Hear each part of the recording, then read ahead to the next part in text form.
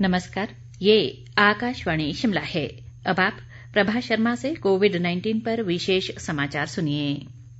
मुख्यमंत्री जयराम ठाकुर ने जिला अधिकारियों को राज्य में कोरोना महामारी को फैलने से रोकने के लिए सभी मानक संचालन प्रक्रियाओं को सख्ती से लागू करने के निर्देश दिए हैं।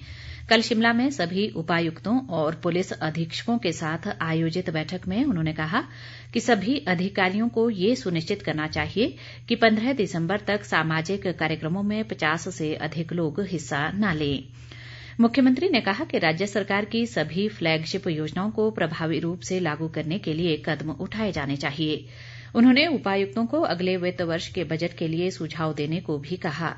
मुख्यमंत्री ने कहा कि विभिन्न विकासात्मक परियोजनाओं के लिए भूमि हस्तांतरण मामलों में तेजी लाई जाए ताकि इनका कार्य शीघ्र आरंभ किया जा सके। प्रदेश में कोरोना संक्रमण के मामलों में लगातार बढ़ोतरी जारी है और ये संख्या अब बढ़कर 41,979 तक पहुंच गई है। बीती रात से अब तक 119 नए मामले सामने आए हैं। किन्नौर जिले में 45, शिमला में 29, कांगड़ा में 22, ऊना में 17, जबकि हमीरपुर जिले में 6 नए मामलों की पुष्टि हुई है। प्रदेश में मौजूदा समय में 7,663 सक्रिय मामले हैं, जबकि 33,604 लोग उपचार के बाद स्वस्थ हुए हैं। कोरोना संक्रमण से अब तक 668 लोगों की मौत हुई है। इनमें से शिमला जिले में 172, जबकि कांगड़ा में 135 लोगों की मृत्यु हुई है। देश में कोविड संक्रमण रोकने में सफलता मिली है। लगातार 25 दिनों से नए संक्रमित लोगों की संख्या प्रतिदिन 50,000 से कम रिकॉर्ड की जा रही है। पिछले 24 घंटों के दौरान 36,600 नए मरीजों की पुष्टि हुई है, जबकि इस दौरान 501 लोगों की मौत हुई है। लगभग 43,000 मरीज स्वस्थ भी हुए हैं। देश में अब तक लगभग 90 लाख लोग संक्रमण से उबर चुके हैं। इससे स्वस्थ होने की दर भी बढ़कर 94.03% तक पहुंच गई है। इस समय देश में केवल 4,28,644 कोविड मरीज हैं।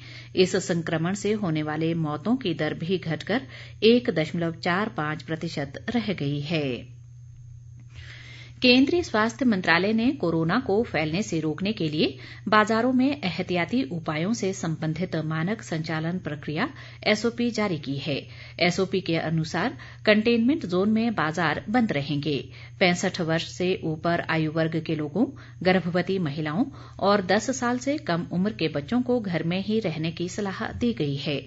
जिन जगहों पर बाजार खुले रहेंगे वहां दुकानों को खोलते ही पहले उन्हें सैनिटाइज करना अनिवार्य होगा। दुकानों के प्रवेश द्वार पर सैनिटाइजर रखना अनिवार्य होगा। दुकानदारों को सलाह दी गई है कि वे दुकानों के अंदर कम से कम 6 फुट की दूरी बनाए रखें और इसके लिए फर्श पर निशान लगाएं। कोविड महामारी के कारण सकल घरेलू उत्पाद दर में भी प्रतिकूल प्रभाव पड़ा है।